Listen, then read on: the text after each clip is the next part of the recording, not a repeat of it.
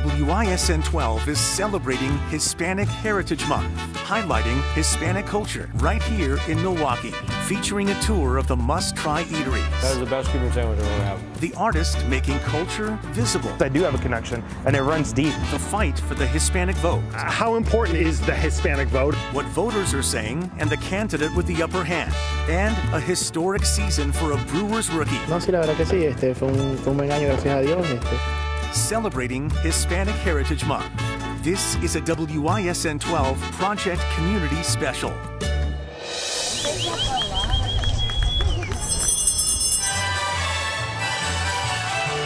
The sounds of celebration for Hispanic Heritage Month. Thank you so much for joining us. I'm Diana Gutierrez. And I'm Dario Melendez. The Hispanic community is making its mark here in Milwaukee every day at places just like this Zocalo where we are right now. Tonight, we focus on the people and the things that add to this city's rich cultural diversity, like the Hispanic Collaborative, which kicked off the month's festivities with a colorful celebration on the plaza at Deer District.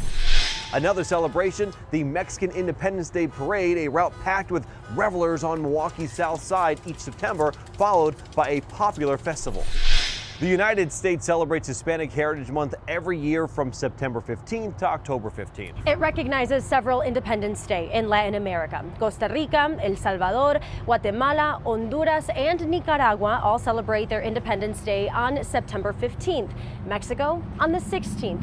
Chile celebrates its independence on the 18th and Belize on the 21st. And we are so grateful to showcase Zocalo Food Truck Park right here near 6th and Pierce. Zocalo opened in 2019 as Milwaukee's first permanent food truck park. And look, I can confirm Milwaukee's Hispanic food scene is top notch. I took that, tough assignment of going inside the kitchens of some of this area's most popular Latin eateries. Just take a look.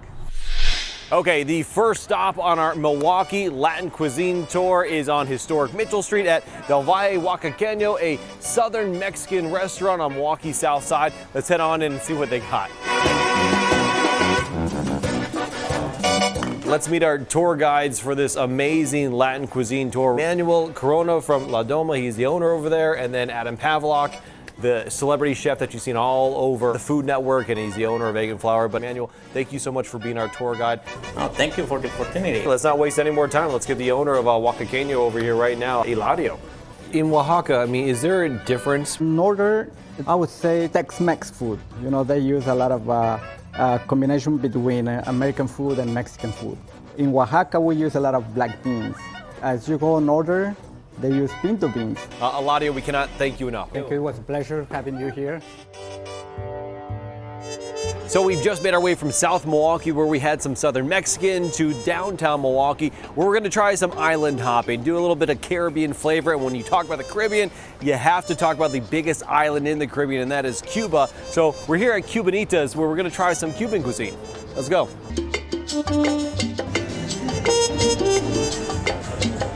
Marta, the founder, owner of Cubanitas, thank you so much for having us. I'm already seeing some differences. What are some of those differences? The number one question that we always get here, is it spicy like Mexican food? It's not. 90% of our cuisine comes from Spain. Another 8% is indigenous to the African continent, and about 2% Chinese. Where does that come from? The rice. We're eating rice at every single meal. It is definitely a melting pot of a lot of different people that traveled to Cuba. So here's a little taste of it. Marta, thank you so much for taking us on our Cuban cuisine tour. But now we gotta go try out another place. We gotta go to South America next. Okay, so we've had some great Southern Mexican, some great Cuban cuisine. Now we're out in West Dallas to get some Peruvian, a taste of South America when we're at Chef Paz, an amazing place out in West Dallas. Let's come in, meet the owner, and get some more tasting going on.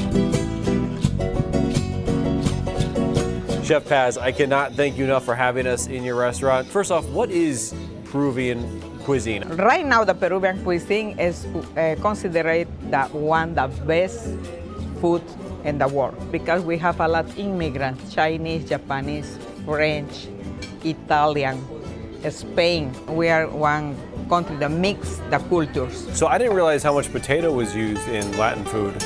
Yes, we are the land of potatoes. We have more than 3,000 kind of potatoes. Peru is where the potatoes are. Never known that. Every color, everything. Well, Chef Paz, thank you so much for having us, but we have one more stop to get to. We gotta get to Manuel's place. Okay, so we're gonna head back to Central America, back to Mexico for our final stop on this MKE Latin America taste testing tour. We're at La Dama in Walker's Point. This is Manuel's spot, and unlike Eladio, who dealt with Southern Mexican cuisine, Manuel's spot serves Northern Mexican fine dining with a little bit of a modern twist. Let's head inside and check it out. Northern Mexican cuisine with that modern twist. What does that really mean? I feel like the northern states of Mexico tend to do more like a steak grill. I wanted to just keep traditional. How important is tradition in the Mexican culture? I think it's very important because, like, you know, it brings back like all those memories, and we keep this, keep the like old recipes alive from like where my grandma used to cook. We're trying new things. I had a blast getting to try everything. So guys, thank you so much. This was great. Thank you. Oh my goodness, it all looks so good. After all that food, what was your favorite? I mean, the nap afterwards. There was so much great food. No, but just learning how all the different cultures kind of blend, but they have their distinct tastes. Like, Mexico's very traditional. Their recipes go back for generations, where when you look at Peru and Cuba, there's such a immigrant influence, and it's just so cool to see. And I didn't even know that Southern Mexico does black beans and Northern Mexico does pinto beans. I mean, you learn something every day. Yeah, definitely. Now, Hispanics are also imprinting in other leadership roles on the Milwaukee business scene, in education, and in essential city services. So let's start with an iconic Milwaukee business that we all know, El Rey. Ernesto Villarreal and his two brothers opened El Rey in 1978 on 16th Street, now called Cesar Chavez Drive. It was a small market where the brothers made homemade tortillas. As the store grew, they sold tortilla chips and many other ethnic specialties. 46 years later, there are 4 El Rey grocery stores, a staple in Milwaukee. We help a lot of people. I mean, through the years, I think it helped us a lot because we help them and then they help people. I come every day just to improve my store. The TV show Top Chef filmed its most recent season in Wisconsin, featuring El Rey in episode 8. On the education front, the new president of Milwaukee Area Technical College is the first Latino to hold that job. I spoke to Anthony Cruz recently, and he shared a message to people who might be the first in their position. I'm a first-generation college student myself. My parents moved here from Cuba many years ago in the early 60s, so sometimes being the only one is difficult, but you should always be proud of your heritage, where you come from, and who you represent. And how about this? The Milwaukee Area Girl Scouts. It's now led by a Latina, a first for the Southeast Wisconsin chapter. The simple fact that we're saying that anyone is a first in 2024 is bittersweet. Of course, it's a sense of pride for someone who's in the role. However, that shouldn't be the society in which we live in today. Ana Simpson was raised by a Spanish mother and Puerto Rican father. She moved to Milwaukee to attend Marquette. Now she's hoping to inspire a new generation of women leaders. Girls need to see scientists, astronauts, doctors. For girls of color, another layer of importance for a young girl to see other women that they can say, I see myself in her. Simpson encourages all Girl Scouts to look into multicultural patches to learn more about the Hispanic community and other cultures. And the Milwaukee Fire Department is working to build a more diverse team. Chief Aaron Lipsky talked to 12 News about why it is so important. Let's acknowledge this, that we're still very, very segregated by just about every measure. So when we go into certain communities, we're in a higher density population of a given community. There are language barriers, there's cultural awareness, there's just familiarity which can ease an emergency situation. That enhances not only the service delivery, it enhances responder safety too, and responder effectiveness. Chief Lipsky posted this thank you on social media, showing photos of all of Milwaukee's Hispanic firefighters. He says nearly 13% of his department is Hispanic. And Hispanic athletes are also front and center in Milwaukee's sports scene. Especially with the Brewers. The organization has players from 8 different Latin American countries and Puerto Rico in the organization. The Brewers, or the Cerveceros in Spanish, know how important this growing demographic is in the game of baseball. The team recognized Hispanic Heritage Month with a special theme night ticket, including one game in September where fans got to take home one of these special t-shirts. It's the Brewers logo filled with the flags of Hispanic countries. Earlier in the month, the Brewers also celebrated left fielder and Venezuelan native Jackson Chourio with a free bobblehead for all the fans. Man, he is quickly becoming a fan favorite among the Brew Crew faithful.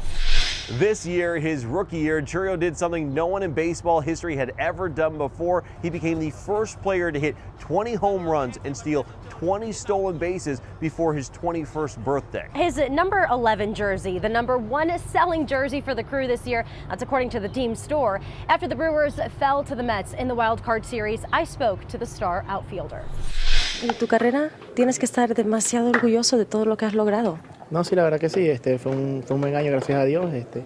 Y nada, lamentablemente no se cumplió el objetivo, pero nada, le doy gracias a Dios por mantenerme sano hasta lo último y nada, contento hasta donde llegamos. Chourio won't turn 21 until March. The Brewers are ribbing him about his age, getting him a stroller of non-alcoholic beer when the Brew Crew clinched the NL Central. Commitment 2024 and the fight for the Hispanic vote, what voters are saying and who has the upper hand right now. Plus, the artist behind Milwaukee's mural. Still ahead, we'll introduce you to Mauricio Ramirez, bringing color to the Cream City for years. And as we head to break, you're hearing Dance Academy flash mobbing the Milwaukee night market to celebrate Hispanic Heritage Month.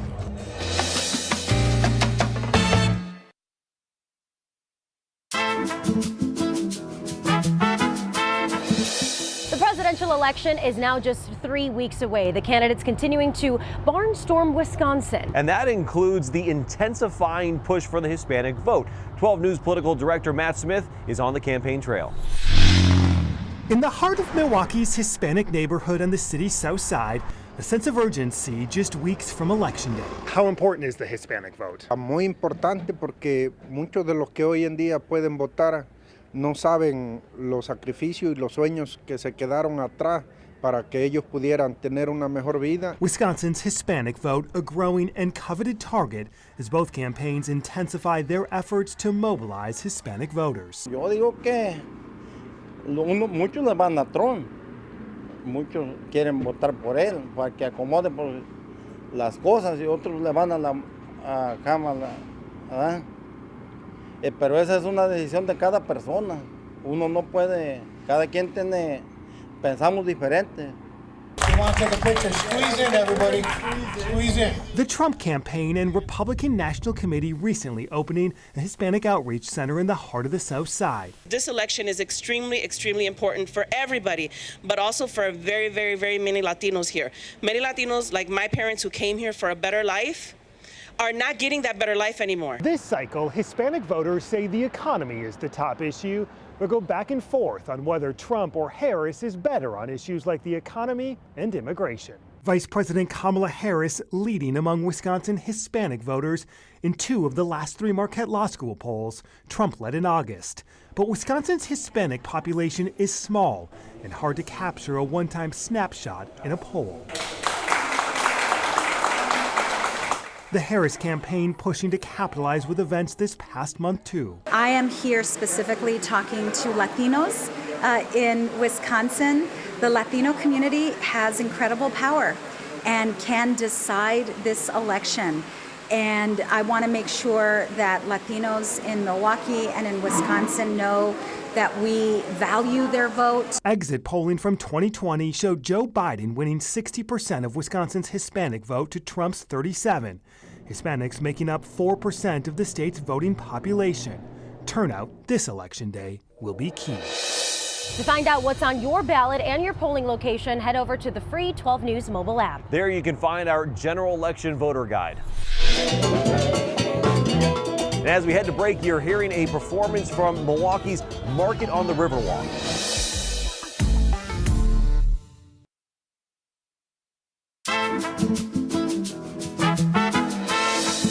The Milwaukee Public Museum hosted Celebración Latina to highlight the artistic aspects of Hispanic culture. Museum visitors learned about Mexican art repujado, which is made from aluminum, or people could attempt macrame, a form of textile produced using knotting. Many of the beautiful murals we see around Milwaukee were created by a Mexican-American artist. Mauricio Ramirez's family immigrated to Milwaukee from Mexico in the 60s. Ramirez is known for painting some of the most iconic murals that we've seen in the city. 12 News' Mallory Anderson spoke to him one-on-one about his heritage, all reflected in his work.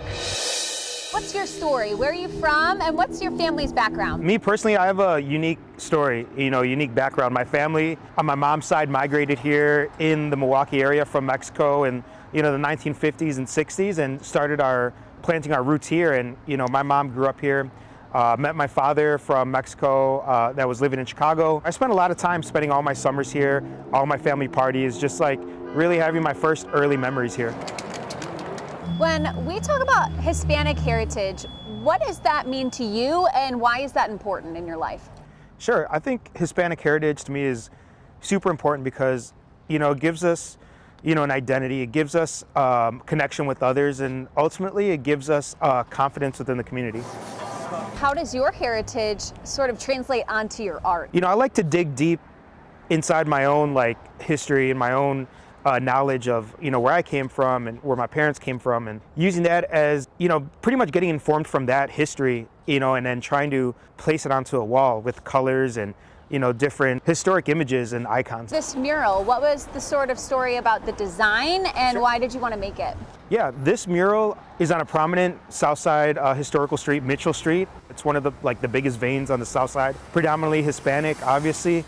And so I wanted to create a mural that kind of told the story of, a young girl turning into a woman. And so you have the young girl right here, young toddler, kind of looking up to an older figure. This particular figure is actually, born and raised here in Milwaukee, Wisconsin, and her name is Lucia. And this is Lucia when she was about, 4 or 5 years old. The photo was taken at Mexican Fiesta, and her father grew up here maybe 3-4 blocks away. There's a lot of people of color that are featured in the murals that you do. Is that on purpose? Yeah, the areas that I end up painting, I end up trying to create visibility within cultures and stuff. And that's, literally, photographing people in the community, sharing their story and having them be kind of, a face of the community and stuff. I like to do a little bit of research before I paint a mural in specific neighborhoods because, I also don't want to be an alien coming outside with no connection and stuff. But the truth is I do have a connection and it runs deep. What's it like to be a Hispanic or Latin figure that is pretty prominent in this city and in others because of the work that you do? I'm super proud, to uplift the people and create a pathway for the future generation to come and follow me and create their own path. Obviously, my favorite Ramirez mural is that one downtown of Giannis. The thing's absolutely amazing. Absolutely. A big crowd always gathers around taking those Instagram selfies, putting Milwaukee on the map. Another one that you can see from the freeway is right here at Zocalo Park, and that's Selena. She's right behind us. A lot of people complimenting Mauricio on that artwork. Still to come, what does being Hispanic mean to you? We asked Milwaukeeans to tell us why celebrating their culture is important to them.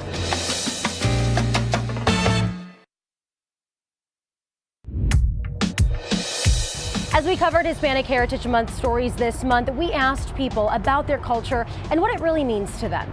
Here's what some of them told us. I think the Hispanic culture